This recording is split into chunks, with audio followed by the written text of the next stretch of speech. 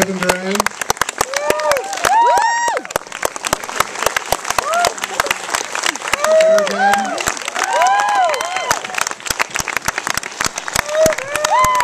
Paul Giuliani. Robert Pattinson.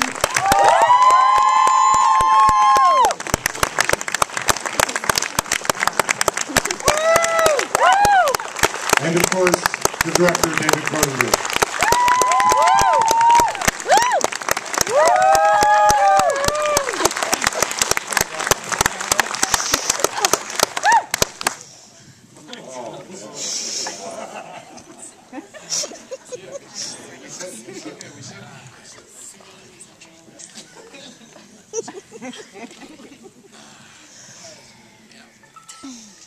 Where to begin? The beginning? That's a good place. How did the movie come apart? What attracted you to the book? It was a Portuguese producer named Paulo Branco who came to Toronto, and he said, I have the option on this book by Don DeLillo. And he handed it to me, and I said, okay, I'll read it, because I've read Don before, but not this particular book. I hadn't heard of it. And 2 days later, I phoned him and said, yeah, I would really like to make a movie out of this book. That's how it started. That was about 3.5 years ago. I actually wrote the script of it before I shot A Dangerous Method. And how did you come to assemble this amazing cast? Stumbled onto it by accident. Sometimes they phoned me and begged me, and they often bribed me with gifts, usually not money, not cash. Well, it's you know, you build up a movie piece by piece, you know, and it's a long process, and it begins in the most simple way, which is, you know, you say, okay, the leading actor is in every scene. How old is the character, you know? And then you say, and he's a New Yorker, and he has a particular accent, so you have to have an actor who could do a New York accent. And a lot of American actors can't even do that. So you start to cross off the names off the list, and finally you end up with Rob. You know. He was the only man left standing. It's a bit like that, and it's the same. But then, you know, once you have the lead, and in this case it's crucial because he is in every scene, obviously, and that's unusual. There are very few movies that really work that way, even ones with big stars. So it means that you have to start with that actor, and then you build the cast around him. You know, just the tone, the age, everything else, the feel on screen. And what attracted everyone to their characters and being part of the movie? Well,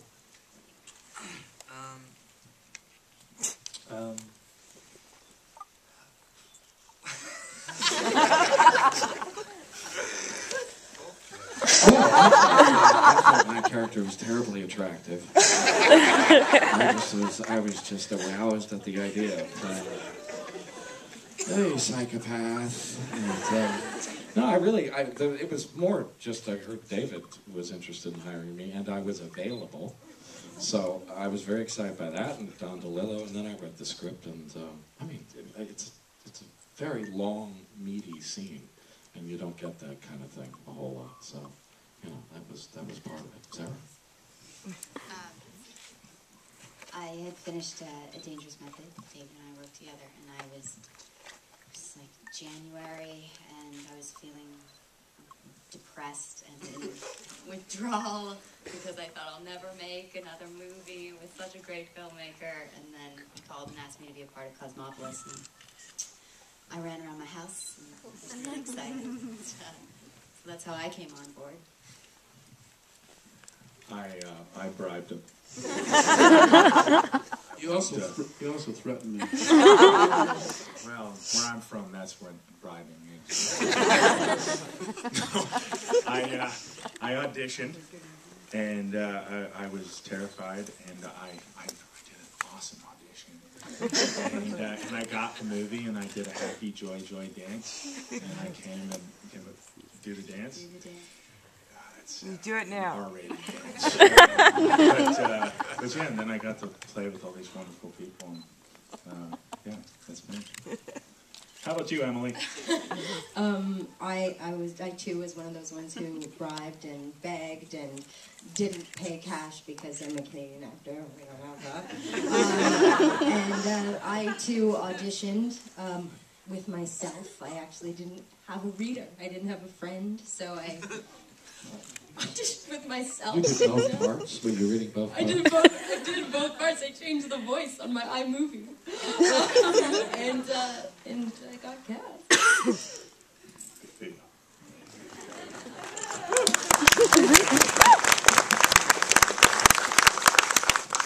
Given the long gestation of a movie, 3.5 years, you said, it's amazing how well the movie speaks to the current moment that we live in. Well, when you think that actually the book was written about 12 years ago, it's more remarkable. But, you know, that wasn't really what attracted any of us to it. It wasn't like, wow, we're going to make a movie that addresses the current financial crisis and the dissolution, possibly, of the Eurozone. Because that's really boring, you know, in terms of movie making. But, in fact, it had much more for me to do with just, the character, the idea of a character who has managed to abstract himself from life so completely that he's just completely in his head and in his limo and disconnected from everything else. And when he leaves the limo, he doesn't know how to talk to his wife, and he doesn't know how to order dinner, and he keeps saying, this is how people talk to each other, isn't it? Because he really doesn't know. That was fascinating to me. So even without it being relevant, in terms of news items, it was something I wanted to do. But yes, it was bizarre that we would, Paul texted me and said, I can't believe this, but Rupert Murdoch just got a pie in the face. And we had just shot the scene where Rob gets a pie in the face. So, and yes, the Occupy Wall Street movement was happening as we were shooting the equivalent in the movie. And that was very bizarre. We started to think, are we making a documentary or are we making a fiction film, So, really, it didn't derail us. It didn't change what we did. But it did give it a kind of a poignancy and a potency, that it wouldn't have had otherwise. And Rob, how do you understand your character? What kind of guy is he? The most impossible question. The key is he doesn't understand the character and will never do it. That's perfect. Because Paul says, let me just rescue you here just for 1 moment. Paul's character says, quoting St. Augustine, he says, I have become an enigma unto myself, and therein lies my sickness. And that's exactly his character. He doesn't understand himself. There's your answer. Thank you. That's why he's the director. And I'm just a whore.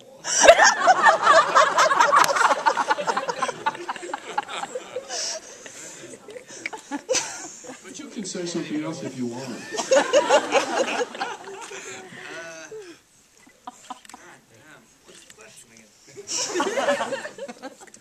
I have to just say that Rob has been answering basically that question for the last 3 weeks in many countries, so... And still not been able to answer it. So I might as well, this is the last night, so you guys just got the short straw. I don't know anything. Don't know anything at all. That's why he's really good. And I'm claiming to know anything. Well, shall we open it up to the to audiences? Questions from the audience. We have mics at the sides here. If you can please step up to the mic, take your cue, please. Oh, well, I can keep asking. There we go. Do you have a question? I know, I can't. Yeah. I have questions, but there's no way. The haircut. No one has really talked much about the haircut in the press that I've seen. I did read the book previously, and I could be wrong. It was a while ago. But there was no mention about the qualifications of the barber. And the barber that he went to, if I'm correct, in the book, he just gave a half haircut. But your barber didn't seem to be at all qualified. It seemed to be a very antiquated barber shop. The guy probably hadn't had a client in like 10 years. It was a different scenario. So maybe talk a bit about that whole symbolism of the haircut. Yeah, it's exactly as it is in the book, actually. Like I said a little while ago. Yeah, no, actually, because the dialogue is 100% from the book. And so when he says he would have torn out my last remaining chair, for example, that's right from the book. So that means, yeah, it's a barber shop that's in ruin. It's in a section of town that's gone completely downhill. He doesn't have a lot of customers. And he's kind of a retired old barber who is does the odd little job, and that's about it. So that it's pretty accurately from the book. If you think of the dialogue that the barber speaks, he's talking about his past, really, and that is what the haircut's all about. I mean, it's Eric Packer is returning to his youth.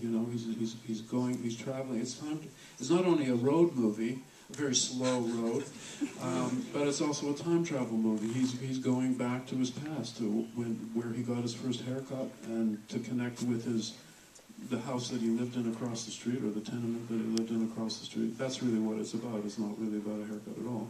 But he tells you that early on. Eric does. He says, when Shiner is saying, "Why don't you just have the guy come to the limo and give you a haircut, or you go to the office?"